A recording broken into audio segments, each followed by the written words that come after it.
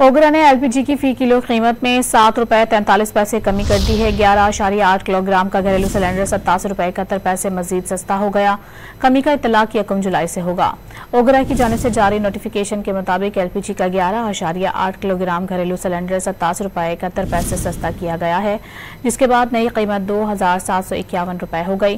Notification के मुताबिक LPG की फी किलो कीमत ₹7.43 कमी के बाद ₹233.10 हो गई। ओगरा ने एलपीजी की फी किलो कीमत में ₹7.43 कमी कर दी है। 11.8 किलोग्राम का घरेलू सिलेंडर ₹87.71 मजीद सस्ता हो गया। कमी का इत्तलाक 1 जुलाई से होगा। ओगरा की जानिब से जारी नोटिफिकेशन के मुताबिक एलपीजी का 11.8 किलोग्राम घरेलू सिलेंडर ₹87.71 सस्ता किया गया है, जिसके बाद नई कीमत ₹2,751 हो गई। नोटिफिकेशन के मुताबिक एलपीजी की फी किलो कीमत ₹7.43 कमी के बाद ₹233.10 हो गई।